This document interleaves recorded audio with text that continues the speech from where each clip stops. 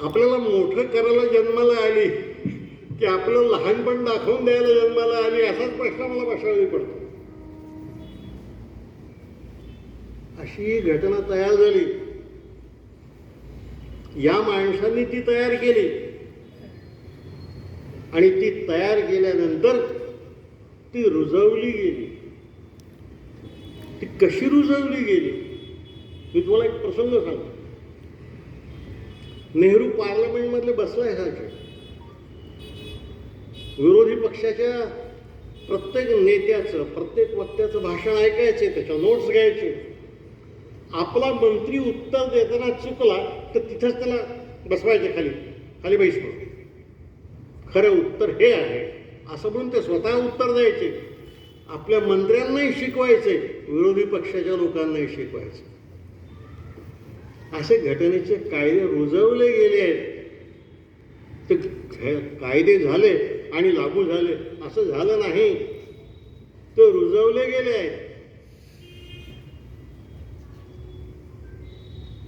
आणि किती कष्ट घेतले आहेत लहान लहान गोष्टींसाठी. एक मोठी गोष्ट आधी सांगून टाक. काही जण असं म्हणतात की हिंदू कोड बिलाच्या प्रश्नावर नेहरूंशी मतभेद झाल्यामुळे बाबासाहेबांनी राजीनामा दिला. हे धादांत खोटं विधान आहे. धादांत खोटं विधान आहे. नेहरूंच्या मध्ये आणि बाबासाहेबांच्या मध्ये या प्रश्नावर मतभेद झाले नव्हते. मतभेद कशावर झाले तर राजेंद्र बाबू ते हिंदू कोड कायद्याच्या विरोधात होते आणि राजेंद्र बाबू राष्ट्रपती होते आणि ते त्याला मान्यता देणार नाही असं जाहीर करत होते. ते विधेयक पार्लमेंटमध्ये आलंही नव्हतं. ते येण्याआधी राजेंद्र बाबूंनी लोकसभेचे जे अध्यक्ष होते मावळणकर दादासाहेब, त्यांना पत्र लिहिलं राष्ट्रपती म्हणून की विधेयक चर्चेला घेऊ नका म्हणून. आता ही गोष्ट घटनाबाह्य आहे.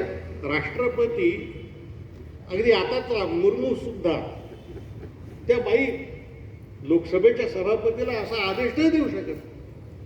परवा सोनिया गांधी त्यांना बिचाऱ्या म्हणाल्या म्हणून लोक नाराज झाले. सत्तारूढ पक्ष खरं आहे, त्यांना आदेश नाही देता येत असं. पण राजेंद्र बाबूंनी पत्र पाठवलं तेव्हा नेहरू राजेंद्र बाबूंकडे गेले आणि त्यांना म्हणाले की अहो हे घटना बाह्य आहे, घटनेमध्ये राष्ट्रपतीला हा अधिकार नाही आहे. तेव्हा राजेंद्र बाबू हट्ट करून बसले. पण राजेंद्र बाबूंच्या मागे आमदार खासदार होते. तेव्हा नेहरू म्हणाले मग जर तुम्ही माझं ऐकत नसाल तर मीच पंतप्रधान पदाचा राजीनामा देतो. आता त्यावेळी नेहरूंची लोकप्रियता एवढी मोठी होती की त्यांनी राजीनामा दिला असता तर या देशामध्ये क्रांतीच झाली असती. राजेंद्र बाबूंनी मान्य केलं आणि ते ठीक आहे, त्यांनी पत्र परत घेतलं. तेव्हा नेहरूंनी भूमिका अशी घेतली की हा देश चालवायचा असेल आणि ही घटना रुजवायची असेल तर सगळ्यांना विश्वासात घ्यावं लागेल. आणि सगळ्यांना म्हणजे फक्त पार्लमेंटला नाही, जनतेलाही विश्वासात घ्यावं लागेल. आणि त्यासाठी काही काळ आपल्याला थांबलं पाहिजे.